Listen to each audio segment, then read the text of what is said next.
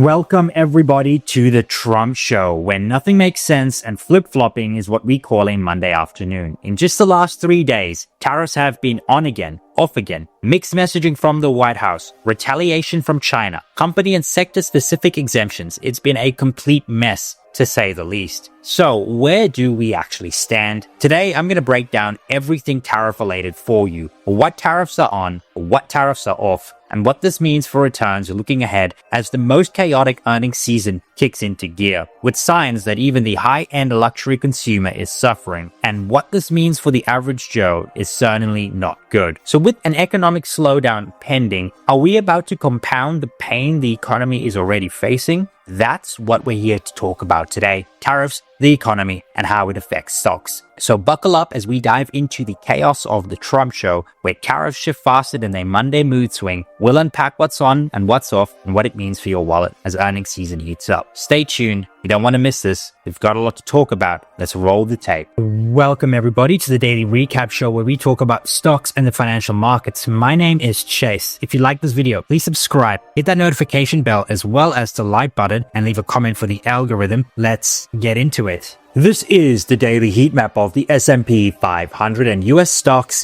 gained on Monday as investors focused on tech's temporary reprieve from President Donald Trump's tariffs. The stocks are pretty green today. A volatile day, don't get me wrong, but they were pretty green except for a couple of outliers. AVGO bucked the trend, down 1.79%, when software and semiconductors and technology as a whole was actually very, very green. Meta roughly the same, down when the broader communication services space was actually very, very green. Everything from Google to Netflix to the telecoms was actually pretty green. So Meta just down today. And then very similar situation here with Amazon, down 1.32%, when the broader discretionary space was up. Very, very positive day. Other than that, stuff like United Health, JP Morgan, it was actually a very green day, a broad-based green day, with every single sector gaining and the S&P 500 returning 0.9% for the day. Gold actually fell today, down 0.5 percentage point, and it was clearly a risk-on day. However, it wasn't just 100% full port risk-on. If we actually look at what were the best performing sectors, look at the top three: XLP Staples, XLU Utilities, XLRE, real estate. So these are generally defensive sectors. I mean, some of them are linked to the AI trade, but again, look at healthcare, the fourth best performing sector. So what we really saw today was a defensive rotation inside what was a generally risk-on day, a day that favored risk assets. But regardless, a green day, and you take those days when they come. The best performing segments here was sort of like the mid-cap core and value part of the market, as well as small cap value. They outperformed, but generally speaking, we actually saw very positive price action across the board. And it wasn't just in the US. Globally, we saw green here in Europe. Most of Asia was actually pretty green. Australia, South America, North America, very, very green day across the board. And this stemmed off Trump's tariff exemptions. Now, there was a ton of confusion on the weekend. Tariffs were on, tariffs were off. The media reported it incorrectly. And to be honest, I don't even think the Trump administration knows what tariffs are on right now. But the official headline from the White House is that Trump is exempting smartphones, computers, laptops, servers, chips, flat panel displays, solar cells, and hard drives from the additional 125 or 145% tariff on Chinese goods, as well as the 10% baseline. However, they will still be subject to the 20% secondary fentanyl tariffs. Trump said these electronic tariffs are just moving to a different bracket. So to a degree, we actually did see easing of tariff tensions. I guess the market believes that the administration is in probably some sort of a retreat from their most extreme tariff proposals. And this is incremental good news, and that is why stocks were pretty green today. Donald Trump also did come out and say that they're taking a look at semiconductors and the whole electronic supply chain in an upcoming national security tariff investigation. I don't know why they didn't do this investigation beforehand, but that's happening. Now, auto stocks also got some reprieve. Trump said that he's looking to help a lot of the auto stocks because they do just need a little bit of time to onshore their manufacturing. You know, stuff like this doesn't just happen overnight. And also, Apple, I believe, are completely exempt or got a very minimal tariff on all of their products coming from China. So I guess if you donate a whole bunch of money to your inauguration campaign, you can actually get your tariffs exempt. That being said, there was also some incremental good news from Apple. iPhone shipments were up 10% in the quarter. I guess a whole bunch of people front run these tariffs, and apparently that clinched the top spot globally. So tariffs are inadvertently causing Apple's upgrade cycle to come a lot quicker than people expected. So pretty much what we have is Apple exempt from tariffs. I'm not sure if there's any other companies exempt from that. And most countries only subject to 20% fentanyl tariffs, not the 125% or the 10% baseline or the 145% initial Chinese tariffs. And that, again, like I said, it is incremental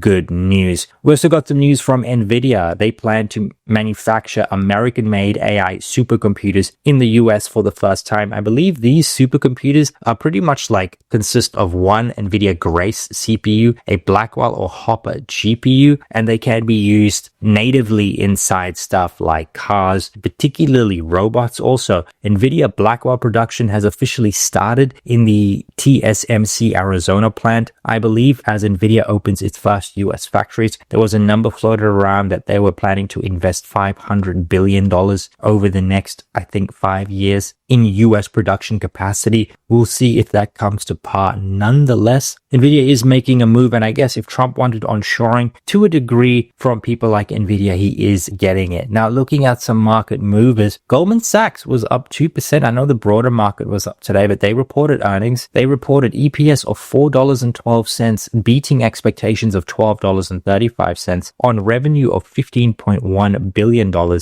beating expectation of $14.8 billion. They also authorized a $40 billion share buyback program. Huge. So they are going to be taking advantage of any weakness and volatility we may get throughout 2025, 2026. Louis Vuitton reported their earnings as well. They were down 6%, the AER, and that's because first quarter organic sales fell 3%. Analysts had expected growth of about 2%. So absolutely very tough situation for the luxury space, especially those exposed to China. Europe once again grew 3% on a constant currency basis. The United States saw a decline of about 1%. China was a complete dumpster fire, seeing COVID lockdown types of numbers falling 11% on the quarter. That was sort of China and the Asia region, excluding Japan. Japan saw slight growth, and the majority of this decline came in their leather goods segment, which is their biggest segment, but they also saw a negative 9% decrease in wine and spirits, 0% growth on watches and jewelry. Selective retailing fell 1%. Perfume and cosmetics also fell 1%. Now, LVMH have extremely high exposure to China, and that is why they're going through a very, very difficult situation at the moment. And this hurt most luxury stocks as a result. However, we had a very positive day in the market regardless.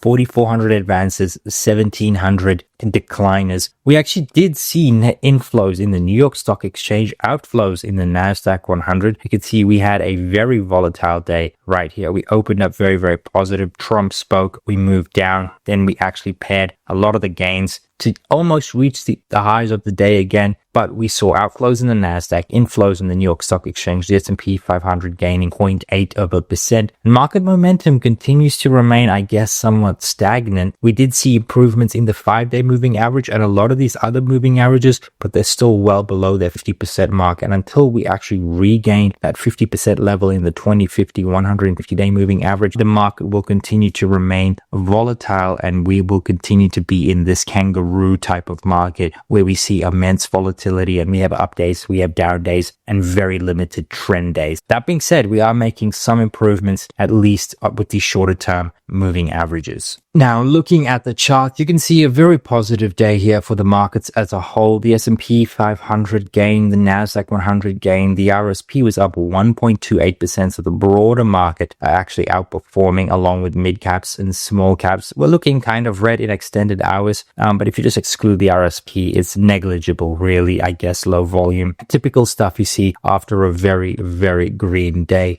Value outperformed growth. We saw Europe gain 2.69% along with the US, and we saw volatility abate, but we still remain in backwardation where the spot VIX is higher than the front month VIX. So again, this volatility does have an expiration date, and that will be the April OPEX. We saw yields fall in a very material way, and that's part of the reason why we saw defensives outperform. Stuff like real estate and utilities are actually highly sensitive to yields. When yields fall the way they did, the market is going to react positively. The dollar was kind of flat, but it's actually officially below the 100 mark. So it looks like we officially hit my $100 target there in the DXY. Bonds gained ever so slightly. Bitcoin was up 1.31%. Gold fell ever so slightly. Silver was kind of flat on the day, marginally positive along with WTI. But let's actually go ahead and talk about the S&P 500. Now, very, very weird price action. So if we actually just go to the weekly chart and we look at everything, right, we just zoom out. For all intents and purposes, guys, of the 2022 lows right here, you can actually see that we are putting in higher highs, higher lows, and new all-time highs right here at near the 6,200 level. However, we did go ahead and actually break the trend on the news of Trump's tariffs after the inauguration to start 2025 off. And we did go ahead and break some key weekly levels like this level right here, this level right here. However, we actually did go ahead and sort of put in a bottom right in line at the 5,000 level. That's a psychological level, and it's also the high we made here in 2022. If you just draw a line right across like that, we sort of wicked at that level. So it's a psychological 5,000 level. It's also a visual technical level. And that is why we actually did go ahead and bounce there. However, when we hop on the daily chart, there's a couple of things we need to understand. Number one, we did see a big move off the lows. Yes. However, in the S&P 500, we still haven't been able to go ahead and break above this high right here. We're still trading below that 10% gap up move we saw on Wednesday, and we're still trading below the initial Liberation Day tariff gap down. Ultimately, for the bulls to have continued strength, we need to go retake this high right here and close this gap. We need to go do that. Otherwise, we risk putting in a higher low, and that probably means we do go lower from there. Also, we haven't seen the options market move the call wall, this level, higher, which means that this is probably the top end of the range for now. And even if we do get here, we probably don't go ahead and close this gap and do see downside unless the options market goes ahead and moves this level up. And that will only come if we see the options market making a bullish bet. And that's something we're just not seeing right now. And that's because there is a ton of uncertainty. So while this does look very, very encouraging, and it does look like we are putting in a higher low, what we're also doing at the same time is putting in a lower high as well. So what we need to do, guys, is go ahead, close above this 54.95 level. We need to do that this week in the shortened trading week. If we can do that, we can go ahead and tackle this gap right there. However, if we don't go ahead and close above this 54.95 level this week, it probably does spell more downside, maybe to as low as 52.60 and below, potentially retesting these lows right here, especially with all of the tariff uncertainty in the market right now. Looking at the Nasdaq 100, very similar situation, even on the weekly chart, right? If we just zoom out, you can see that we bounced at a very, very key technical level, the same level here at the 2022 high and at the 16,600 level. Again, another psychological level. We did go ahead and actually break the higher high, higher low trend. We did put in all-time highs. However, we broke some of these key levels and held this key support right here. So ultimately, right, markets are trying to find a bottom at very, very key levels. The S&P 500, the Nasdaq 100, although very similar to the S&P 500, we're just making lower highs relative to some of these highs we made earlier on this month. However, the Nasdaq is far more constructive because we actually did go ahead and close this gap on last week, Wednesday's move up, as well as the Liberation Day gap down. However, it was just closing that gap ever so slightly. So what we need to do this week is have some very firm price discovery above this candle high right here. So sort of like that 19,200 level. We need to have a lot of price discovery, daily closes above that level. If we can go ahead and do that, we can then target some of these upper levels. Ultimately, what we want to do in the Nasdaq 100 is go ahead and close above the 20,400. That would signal to us trend continuation and the official confirmation that we've put in a higher low and then a higher high. But until we actually go ahead and break this level, the trends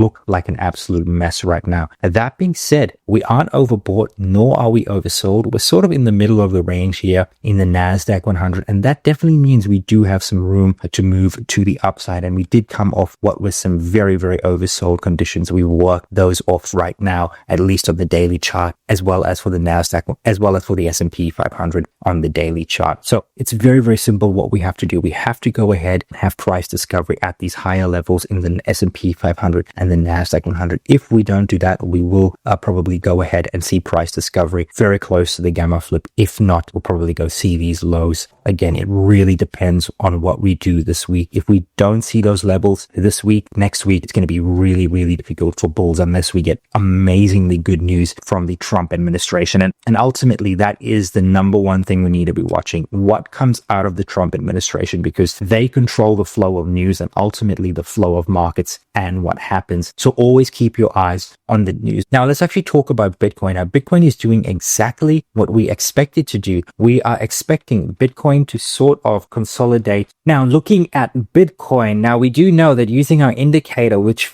tracks M2, Bitcoin sort of tracks M2 very, very closely. And what we are expecting is sideways consolidation in a very wide range up until the end of April, early May. And then we're looking for a bottom to be put in and a rally pretty much to all-time highs, even breaking above all-time highs. And we could see highs as much as 124,000 coming from Bitcoin. And that's exactly what we're doing right now. We're consolidating in a very, very wide range. This isn't a one-for-one indicator. We want to look at the trend, not the initial price level. And what we want to see is sideways consolidation in Bitcoin and then ultimately a spring move, breaking some of these highs, right? Ultimately signaling to us that we're making this next move higher. So right now, I think you want to accumulate Bitcoin right here, have tight stops, manage risk accordingly, and this probably is a great trade looking for us to go ahead and break, above the $100,000 mark. I have some Bitcoin exposure. I think it's a great trade, and if you manage risk effectively, right, you won't be risking that much for what could be potentially a 50% gain. I think the risk to reward is skewed very much to the upside in that trade. Now let's go ahead and actually quickly look at gold. Let's go back to the candle chart. Now we've had a ton of upgrades to gold. BofA came out and said they expect 4,000 gold. Goldman Sachs said 4,500 gold. UBS said 3,800 gold. And when you get that type of upside capitulation, I think that probably means the majority of the move is behind us. Anytime these banks all work in sync to move price targets higher, that often does signal a near-term top. So I wouldn't be getting into gold right here. I wouldn't be capitulating like the rest of the market is. What I would be doing right now, guys, is staying patient and waiting for a dip. And if you're looking for exposure, look at something like Bitcoin or look at silver or look at equities. I think the upside there is far more tangible than in something like gold, in my honest opinion. So I would just stay away from gold right now. I would be a heavy buyer on any pullback towards 2,700 area, but just not right now. It just seems quite overextended. And if we just look at the RSI on a technical basis, it is in overbought territory. Now, I'm not saying it can't go ahead and rise. It definitely can. But some of the signs we're seeing in the market right now is probably telling us to stay away from the metal. And I mean, if you do want some exposure, hedge your portfolio, maybe diversification in your portfolio, maybe you can have a 2 to 3% allocation. But I think that is probably better served in something like Bitcoin, just because of the tangible upside with regards to what's going to happen with the money supply. I think that the risk to reward is far greater there than in gold. That being said, gold has been on a great run, and had you been long in the last year, you would have done very, very well. And guys, diving into sentiment, this is CNN's Fear and Greed Index, something we've been looking at and paying attention to very, very closely. And you can see here that we are still in the extreme fear zone in the double digit segment. We're not at the 2 level or the 3 level like we were at the start of last week. Some of this fear has abated. However, the market still very, very wary. And until this actually changes in a material way, continue to expect volatility. However, the majority of the major volatility and the major moves in the market may actually be behind us. And when you actually look at S&P 500 performance after a 15% loss in the previous quarter or the rolling quarter, so the trailing 3 months, we see very, very positive outcomes. You can see here in the trailing 3 months, you've had a negative 15% move in the S&P 500. What can we expect 1 month later? We tend to see positive returns, 3.4% average return. We see the same thing, 13 weeks, 3 months, 6 weeks, 1 year, and 2 years later, we actually see a return of about 31% in the S&P 500. That's average return, nearly 40% in the median return. So while the market is in this extreme fear zone and things look, pretty bleak at the moment with this trade war, this is where you want to start deploying capital, especially for the very long term. And the truth of the matter is, we are also at about the average drawdown in the S&P 500 year in 2025. This orange line is the average drawdown going back to 1980, and you could see there are certain outliers, but this is the middle of the road. This is where you start deploying capital. This is where you start getting incrementally bullish, especially when you look at the fundamental picture of the market. Bloomberg still has us growing at 9% earnings growth for this year. Now, this is top-down estimates. Now, I do know it says here this is the 4th of the 4th, but I've actually gone and double-checked this, and it's still at about the same level. So we're not really seeing massive amounts of earnings revisions, and that is why we've seen multiples come down in a very big way. The Nasdaq was trading at a 33 times multiple, now at 23 times. The S&P 500 trading at a teens multiple, and then we have the equal weight at 15 times. Its long-term average is 16, by the way. So we're actually below the longer term average, pretty much in line. The same is true here with the S&P 500 mid cap. So long story short, valuations look attractive, especially for the S&P 500 mid caps and small caps. And to be honest, what I would do if I were an investor looking to deploy long-term capital is, if you want exposure to all of these, just go ahead and buy the S&P 1500. It includes all of these indices, and you're getting it at a great valuation. And I think you should see great appreciation over the next 12-24 months, especially if the macro holds up. Now, when you actually look at the overall macro, things right now aren't falling apart. Now, I do know we are looking at backwards data, but not necessarily the nowcast. We're still seeing the New York Fed's Q1 tracker at 2.59%, and this literally gets the most up-to-date data points as of April 11th to determine what Q1 GDP might be. And look, there hasn't been massive changes. We have come down, yes, but things still looking very, very good for Q1 as a whole. If we also look at the economic surprise index, yes, we have seen this come down since late March, early April, and from the highs we saw here in February, but it's not absolutely disastrous. Yes, economic data is coming in a little bit softer than we anticipated, but we're not seeing absolutely blowout data points. And to be honest, the inflation data has actually been pretty good. Looking at the US inflation rate, we were expecting 2.6% in the CPI. We got 2.4%, and this is absolutely crazy because let's just do the maths, right? Let's assume the tariff exemptions that we heard over the weekend come to pass. So exemptions on semiconductors, electronics, computers, etc. CPI on a month-over-month basis just printed a negative 0.1%. We're seeing CPI at 2.4% on a year-over-year basis. Now, without tariffs, guys, there is no inflation shock. That means the Fed must cut or risk outright deflation. If we get this tariff situation handled, the Fed need to cut or we're going to see deflation in the market. And once the Fed start cutting rates, we are going to explode higher. And this is why getting a resolution to the tariff situation is absolutely key. And if we can do it without much economic damage, things look really, really bright for equities. But ultimately, what is really going to drive the market this week is earnings. We have Q1 earnings really kicking off. Some of these big names reporting here at the back end of the week. But tomorrow, specifically on Tuesday, we have some more of the big banks. Bank of America, Citi reporting, PNC as well. And we also have Johnson & Johnson. This is all before the open. Those are the big names. Then after the close, we had United Airlines, Interactive Brokers, and that's about it. I can't see anything else. And then we do have some of the big semiconductor names, ASML, TSM, Netflix, here on Thursday and Wednesday. In terms of data, we don't really have anything tomorrow, just a New York Empire State Manufacturing, import and export prices. That's about it. The major data point is going to be here on Wednesday with retail sales. But if you've made it up until here, thank you so much for watching. If you like this video, please subscribe, hit that notification bell, as well as the like button, and leave a comment for the algorithm. Cheers.